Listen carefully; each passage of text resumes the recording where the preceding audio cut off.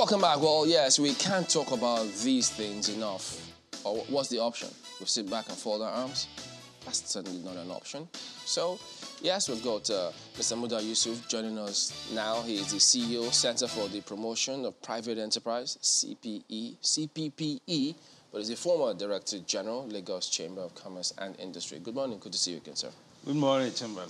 Let's take you through some of these figures. I mean, you know them already, but just to refresh our memories, if we talk about the excess crude account, just look at it at a glance, because it was established in 2004 by the federal government at the time to ensure that they cushioned the impact of the change in oil revenue and try to stabilize the economy. And then it was funded, that's the way it was funded actually, by the difference between the market price of crude oil and the budget benchmark. But in 2011, a more structured system, the Sovereign Wealth Fund, was introduced, and then was to be funded by the ECA. But look at the excess crude account balance. If you flip to that next one now, in 2005, when it took off, you can see that it had $5.1 billion at the time. Let's flip to that, guys. And then in 2008, $20 billion. In 2010, $4 billion. 2013, $9 billion. 2015, $2.3 billion. In 2018, precisely in November 2018, it was $2.3 billion. And then in December 2018, $631 million. So just note that. And then in 2020, $72 million. In May 2022, $35 million. But we're in July now. But in June this year, 376,655. So, raises some concern there. But, Mr. Yusuf, looking through all of these figures, I know that you've spoken severally about some of the strategies, what's going on, what kind of steps are we taking to see how we can address it. But from what you've seen now, what do you think of this? Yeah, thank you very much. First of all, I think we need to worry more about the historical context from this figure that you have read out now. You can see that we are coming from over 20 billion US dollars to where we are today. This administration, I'm talking about the Buhari administration, I think inherited about $2.3 billion of this sum. So between Jonathan, between maybe Yaradua, Jonathan, we have seen a massive depletion of this excess crude. And I recall that even at the time, the former finance minister at that time, Dr. Okonjo-Iweala, had a running battle with the state governments. About us saving. About not saving, one. About the constitutionality of the excess crude account. Yeah. In fact, all the state governments actually took the federal government to court. Twice. They didn't want to save. They didn't want to save. That is one. Secondly, they said it was not constitutional. That what the law says is that whatever revenue we earn should go into the federation account and it should be distributed. And I remember the minister at that time telling them that we were saving for the raining days. And they said the rain was already here. So what are we talking about? So there was a lot of pushback to this. But for me, I think what is critical when we interrogate these kind of figures is the trend from where it was at over 20 billion US dollars to where we are now. Because under this administration, in fairness to them, we are talking about from 2.3 billion to where we are. And the nature of the excess crude is that it is treated as a fund in the federation accounts. The federal government doesn't have the sole authority over it. And the minister said that much. Even though we heard some arguments as to how it's being administered at the moment. But yeah, of course, there were arguments as to, but the principle is that it can only be spent in consultation with the state states, governments, and even possibly with the federal. Because I remember, even during Obasanjo era, there was some massive investment in the IPP, that's integrated power plants. Part of the fund that was used for that major push was also from the SS Crude. And now, under this administration, at least we have been told now that first, the major deduction was for this Kano jets and some of these things, which was $1 billion US. Yeah. And that was done in consultation with the state government. Of course, I understand that some of the state governors kicked against it. I think Wike and Fayose or something kicked against it at that time. But that was what it was used for. Now, the latest withdrawal was about also for the Navy to buy some vessels for, to ensure maritime security and so on. And oil bunkering and things like that. And all of those things. So for me, the bigger issue and the big story is the current financial crisis. It's not so much of this depletion of crude, excess reserve from 2 billion to about 300 and something thousand. That is not. If you want to talk about the depletion, we have to take it historically. Is it a source of concern? 20, yes. Rather, that is from $2.3 billion. That is when this government came into power. We can talk about the $20 billion in the Obasanjo time. But does it concern you that from $2.3 billion, we're now at $376,000 with the excess? It concerns me. But what concerns me more within the context of this discussion is the fact that we are coming from over $20 billion US. We are not talking about that. That is one. Secondly, we can see the facts that have been put on the table. We have very serious security issues. They had to buy all this Kano jet and all of that. Whether we are getting the results from that is a different matter.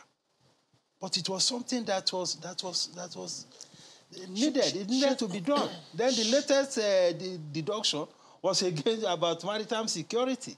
Mr. Yusuf, because for security, you cannot spare any effort. Mr. Yusuf, look at where we are. Mr. Yusuf, should that be a different matter? Or shouldn't the argument be that, okay, indeed, the funds have been spent on security, and then we're seeing the gains on security, and then if there's security, we can begin to rebuild on that for the economy to begin to thrive? Should we dismiss the fact that we're not seeing the gains if indeed the funds have been spent on security? No, there are different issues. The initial justification was that this was spent for security. That is fine. But if you are not getting the right kind of outcomes, I think that should be of concern to everybody. But because the situation seems to be deteriorating, in spite of all the amount, even beyond the SS Crude. We see the annual budget, we see how much have been budgeted for defense, and yet we are where we are. That's of course, it's a major concern. Absolutely. So that talks about the transparency and accountability of using those funds. But still back on the excess crude account. In 2018, the Minister of Finance, or the ministry this time around, spoke about, yes, the funds for security, but also for the Paris Club refunds that was paid to state. And in the words of, I think, the permanent secretary, saying that the final payment for Paris Club refund to state was made and the figure was deducted from the ECA. So that was at the time it depleted from $2.3 billion to, I think, about $631 million. So maybe security is understood to a large extent, even though it's debatable. But the Paris Club refunds, and I remember questions then, why was the money taken from there? Was that really what it is meant for? So maybe security is understandable, but for the Paris Club refunds, because that's when we started seeing a major depletion, do you think that's justifiable as well? Well, I think there are some constitutional arguments at that time, by the states, that these funds legitimately belongs to them. And don't forget, we have also been talking about moving our dispensation as close as possible to a proper federation, at least within the context of the Constitution.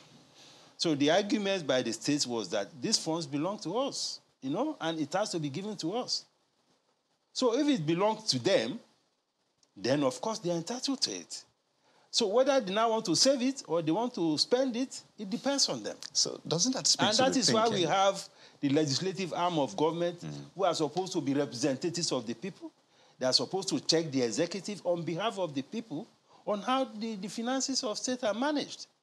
So if the legislative arm have not been doing what they are supposed to do, then we know that you have a major issue with our democracy. It's interesting you mentioned the legislature, because in 2017, they actually called for the scrapping of the ECA and said all the money should go into the TSA. But when we go back, two issues you talked about, the thinking that maybe we shouldn't save. And I wonder why we think that way, that we shouldn't save for the future. But also, when you look at one of the basic purposes of the ECA is at least the difference in the benchmark for crude and what crude is sold at the market. We're meant to at least save those funds since our budget is planned on the benchmark. So we've seen oil prices at over $100. Yes, we're not producing as much, but I think that balances out the fact that oil prices have since doubled as well. So if we're making more from crude, why aren't we saving to some extent at least? Well, let me take you back to the issue of the Constitution.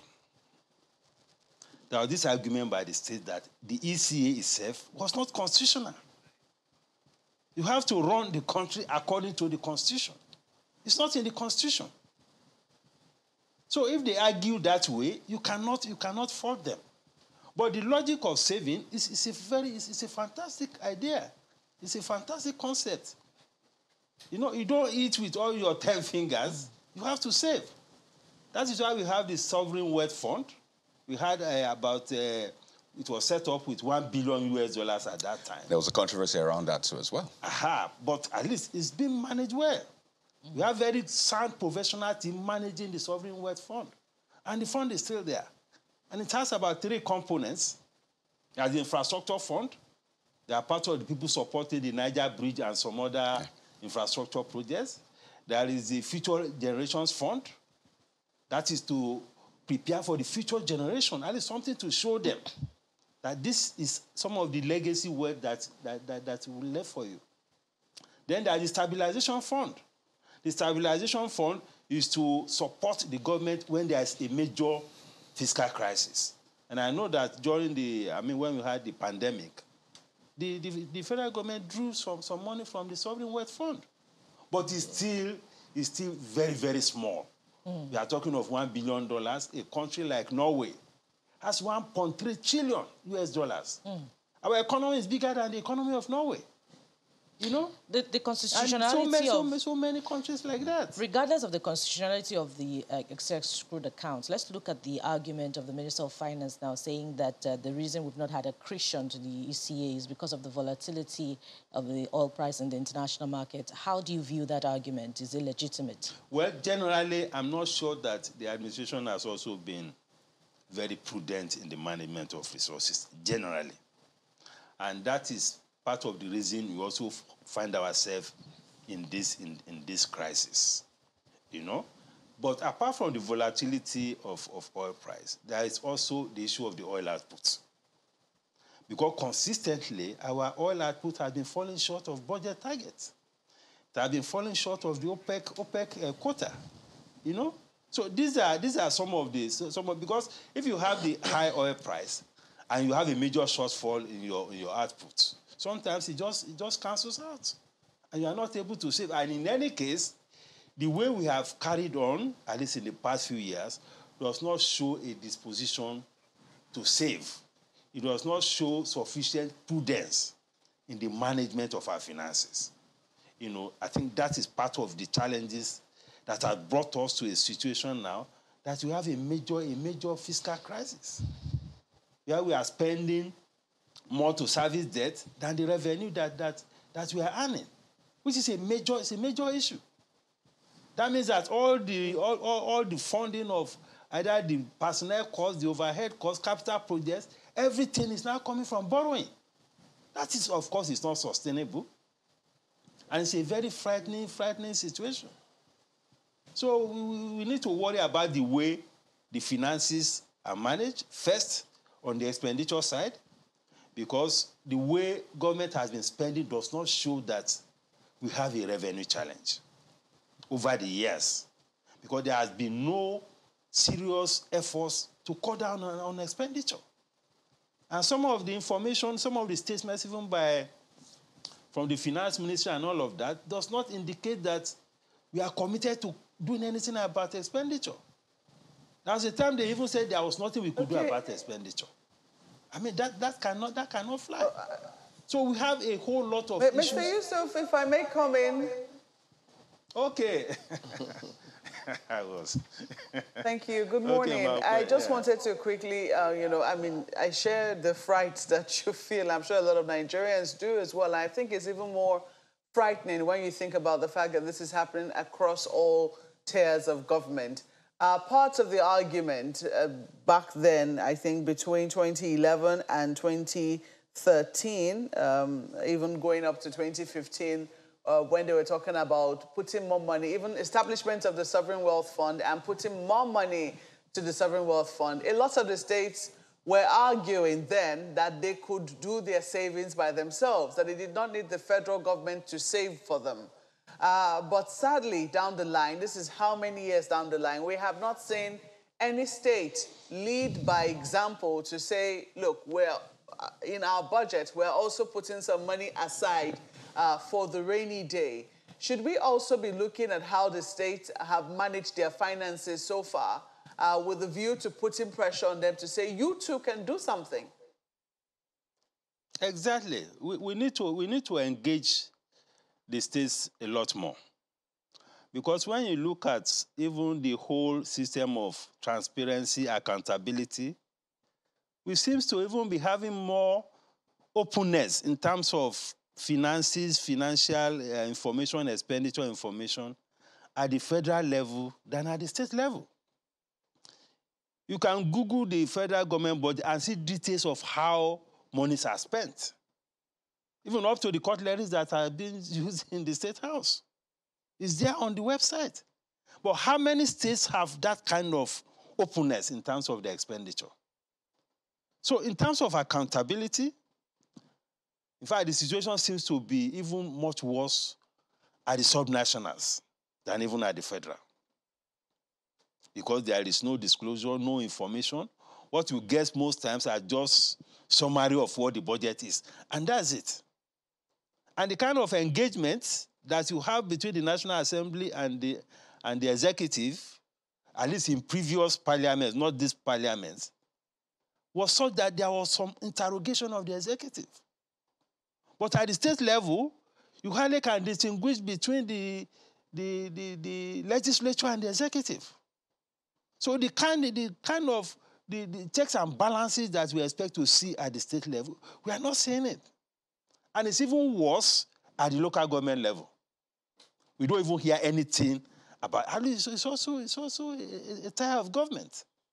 No information, nothing. You just hear that they have gotten the allocation, and that's it. And we hear stories of some local governments where people only gather when the allocation has landed. Once they finish distributing the allocation, everybody disperses. Yeah. And that has been the trend in many of the local governments. So in terms of accountability... So how can we reverse? How do you think we can reverse this trend? Whilst we're really, really worried, and as we ought to be about the current state of things, what do you think that we can do to, pressure? I know that there's been, even the World Bank has had to intervene in recent times, asking for more transparency in states. But the World Bank's intervention is going to come to an end, I think, by December this year or so. How do you think that we can sustain this need for transparency on the parts of the states? Well, first, the citizens have a very big role to play. Because as citizens, what we often do is that after voting, we just go to bed until another 4 years. And democracy is about inclusion, it's about participation, it's about demanding accountability. So the citizens' role in our democracy is extremely very weak. We don't ask questions, we don't interrogate anything, except for a few NGOs or civil society organizations have taken it upon themselves to interrogate and question some of these issues, finances, expenditure, accountability, and so on and so forth. We have had a series of audit reports. How much of it was, there was no action, practically. And in all the states, have anybody heard anything about any audit reports? You know? So these are issues. Citizen participation is extremely weak. We need to activate that in order to strengthen this democracy. We need to also engage our parliaments, our state assemblies. Their function is to engage the executive. Their function is to act on behalf of the people to check the checks and balances. Not a situation where the legislative arm will practically collapse into the executive arm, and you can't even draw the line. You know, listening to you throughout, one thing that seems to come through is, because right from the inception of the excess crude account formation, the arguments that came through, they didn't want to save. Even this government, you've seen a number of governments say, no, scrap it. It's hiding under the fact that it's not constitutional. Then you talk about the budgeting system. You see the attitude of what comes through, how they seem to say one thing, but the actions seem to say the other. And attitude across board seems to stand out as though it doesn't appear as though we're really approaching this thing as though we're thinking about the consequences, the implications of all of these actions on the country. Because, I mean, all of this appears as though when they say, no, don't save, bring it now, now, now. How do we go about correcting that particular attitude? I know you said we need to ask a lot more questions, because no matter the kind of policies we bring to bear, if the attitude of the people to carry that is not right, can we make any success? We cannot. But you see, it depends on the quality of those in governance. Because this is about leadership. Even as bad as things were in terms of accountability, I remember the case of Peter Obi when he was governor of Anambra State. You know, the kind of savings he left as governor. And maybe one or two governors did the same thing. You know? Although there were arguments as to whether you needed to save when you had major infrastructure issues and all of that. But the principle that we needed to save was there. So it's a question of the kind of leaders that we have. Mm-hmm. So the ball is in our court as citizens to elect people that we know will be committed to true service and true leadership. If I could... That is basically the problem. And luckily, we are getting close to another election. Right. The choice is for us to make. If we elect people that sees politics as just an avenue to go and get some money, make money, and all of that, that is it.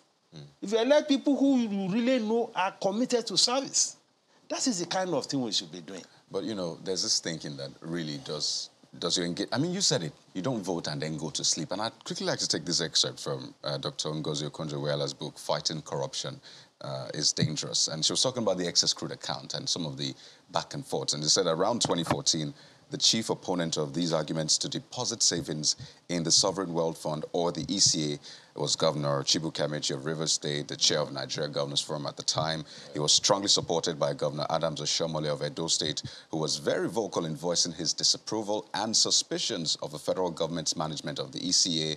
Of course, Governor Babatunde Fashola of Lagos State, senior advocate of Nigeria on a constitutional basis, Governor Godswill Akpabio, and a host of governors. And she said that, you know, others, such as Governor Peter Obi of Anambra State, argued for savings. And I think you referenced that, but they were not supported. And I wonder, so people had elected those governors into power. What could they have done at that point? Because when it was time to take decisions, it was the people they elected that took the decisions for them, and essentially we have to live with those decisions. So what can people do in the middle, after you've done elections, to ensure that such decisions that don't essentially reflect maybe what we want for our future are not taken? You see, there is the issue of trust between the federal and the subnationals. That played out in what you said. Because if as a state government, I don't trust the federal authorities, and they say they want to save for me, I have a right to say no. Give me the money. I am the one that will determine my own priorities. It comes back to the issue of running a true federal structure. Because we have to get back to that. Because even the ECA, there were allegations along the line that some withdrawals were made without consultation with the government, with the state government. But the Sovereign Wealth Fund had a law backing it. Yes. So that's, I mean, the ECA, yes, I mean, it didn't quite have an operational framework per se, but the Sovereign Wealth Fund had an operational framework, a law, so it was clear what to expect. So why was still the back and forth? Well, it depends on what the priority, or what each state governor feels that is his priority. You feel that you have bigger things to do with your money, you can put that on the table. Mr. Yusuf, talk to us about it's neither here nor there. Talk to us about solutions. What should we be doing to address the financial economic situation of this country at the moment? You see, the financial situation, first as I said, is very troubling. And when you are dealing with issues of finance and fiscal or financial sustainability, you look at it from two sides. You look at it from the expenditure side, and you look at it from the revenue side. Because those are the two sides of the equation that determines sustainability. On the expenditure side, we need to be a lot more prudent. All along, across board, there is no evidence that there was any sense that we have a financial problem. We are spending as though there was no problem, just like spending business as usual. So that culture, that sense of urgency, about being prudent in the way you manage resources, that has to be there. Because all along, people are just spending money, and the cost of governance has been increasing. Right. So when you have a situation where the cost of governance has been increasing, at a time when your revenue is shrinking, you are bound to have this kind of crisis. So that discipline to cut expenditure has to be there across board. Then, of course, we need to look at our revenue. How do we deal with issues of revenue? Now, for instance, we had the problem of this oil theft. And it's increasing. It's increasing. I mean, how can we allow such a situation to get so entrenched? It's part of the investments to stop oil bunkering, yes, and things like that. So that people will be loading into vessels. We are not talking about people stealing phone or stealing something. You are stealing crude and you are loading vessels. And people are shipping that out of the country. It's a major failure of governance. So, So a lot of revenue has been lost. Then we have even the general management of our finances. You have seen several audit reports, at least at the federal level. Even at the state, we don't even hear of any audit report. But at the federal, how many people have been called to account? Well, there are just Some so of many. them with damning queries and interrogations as to how some of the agencies of government have been spending money. We can't even talk about the cases within the courts now about billions of naira for officials of government who have been tried for stealing billions. Not just billion, we are talking of 80 billion, 100 billion. Wow. That's an indication of how bad the situation with corruption has been. And this is also one of the major factors. I think we need no telling to say that the economy has got to be the front burner for the elections. So whoever is coming in needs to tell us how they plan to fix the economy. We look at what they've done before, what can they do moving forward. So because if we don't face all of those things, I guess you know what to come. But I want to thank you for coming on. As always, Mr. Muda Yusuf is the CEO, Center for the Promotion of Private Enterprise, CPPE, and is the former Director General of Lagos Chamber of Commerce and Industry. We will be back in a moment, still talking about what is going on in the polity and how to address them. Don't go away.